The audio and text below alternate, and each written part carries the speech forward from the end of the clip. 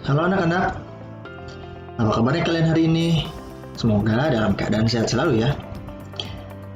Bertemu lagi dengan Pak Dwi dalam pembelajaran PJOK. Hari ini kita akan belajar tentang pembelajaran renang, lebih tepatnya ke gaya bebas. Olahraga renang sudah ada sejak puluhan tahun lalu. Olahraga renang ini merupakan olahraga yang tergolong modern ya. Selain menyehatkan, olahraga renang ini juga dapat berprestasi jika kalian tentu saja melakukannya dengan sungguh-sungguh dan banyak latihan.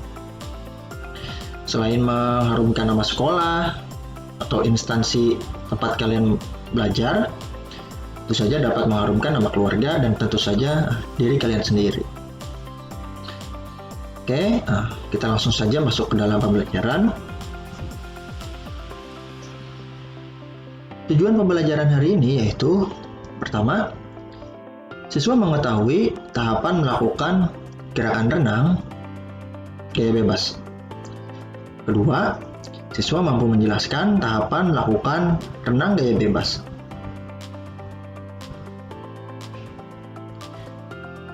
Sejarah singkat dalam olahraga renang. Olahraga renang ditemukan oleh Matthew Webbs pada tahun 1975.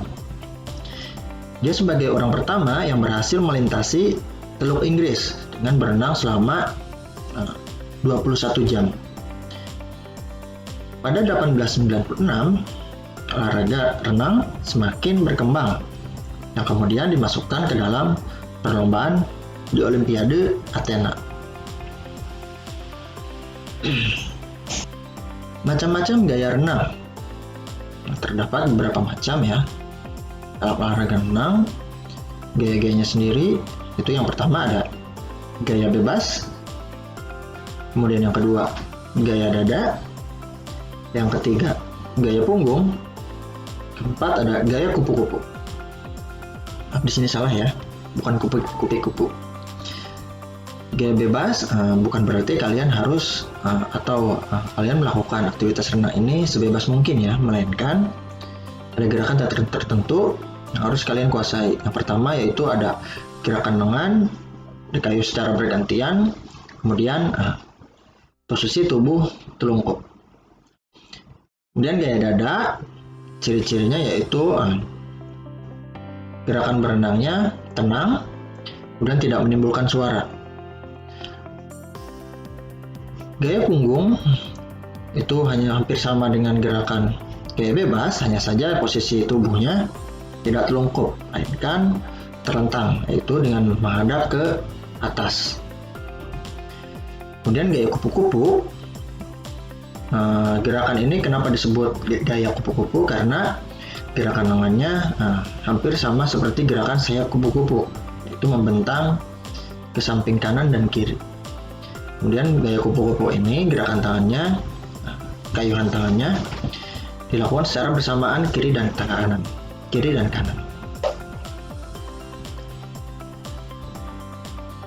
Renang gaya bebas. Dalam aktivitas renang, semua anggota tubuh bergerak, terutama anggota tubuh bagian kaki dan tangan yang berguna untuk mengayun atau mengayuh tubuh ke arah depan. Untuk contoh gambarnya ada di bawah ini ya. Ini merupakan renang gaya bebas. Bisa diperhatikan dengan sesama. Lanjut. Hal-hal yang harus diperhatikan dalam renang gaya bebas. Sesuai pembahasan hari ini yaitu kita akan membahas tentang renang gaya bebas. Gerakan kaki atau tungkai. Nah, untuk yang belum mengetahui tungkai itu apa? Tungkai adalah anggota tubuh bagian pinggang hingga ujung kaki. Itu disebut tungkai. Lanjut, gerakan kaki atau tungkai ini sangat penting dalam melakukan aktivitas renang. Untuk lebih tepatnya, tahapannya kurang lebih seperti ini. Gerakan tungkai harus lurus, ya, harus lurus. Kemudian posisi pergelangan kaki itu dijinjitkan. Kemudian lutut tidak dibengkokkan. Gerakan mengayun menggunakan paha, Kemudian gerakan atau kayuhkan kaki secara bergantian. Nah, untuk contoh latihannya ada seperti gambar di samping ini ya. Kalian duduk di pinggir kolam, kemudian berpegangan di pinggir kolam, kaki dijulurkan ke bawah ke air, kemudian kayuhkan secara bergantian ya. Ingat, posisi pergelangan kaki itu lurus, kemudian lutut tidak dibengkokkan atau lurus ya. Kemudian gerakan kaki atau tungkai itu menggunakan otot paha ya, dengan secara bergantian.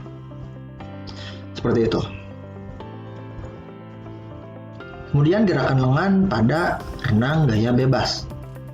Seperti gambar di samping ya, kalian bisa perhatikan itu gerakan lengannya seperti apa.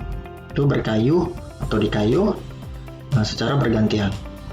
Nah, lebih tepatnya tahapannya seperti ini. Kedua lengan diluruskan. Pertama ya, untuk gerakan pertama.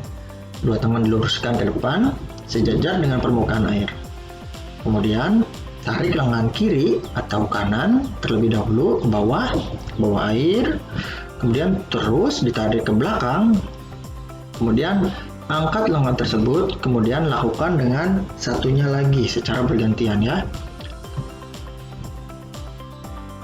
Lanjut. Nah, di sini Bapak ada latihan sedikit. Yang pertama, apa yang dimaksud tungkai? Kemudian yang kedua, sebutkan macam-macam gaya renang minimal 2. Isi ya, boleh di kertas lembar, boleh di buku catatan, kemudian dikirim ke Google Classroom hari ini. Oke, itu saja yang dapat Bapak sampaikan untuk pembelajaran hari ini. Semoga bermanfaat. Bapak ucapkan terima kasih, tetap sehat dan tetap semangat.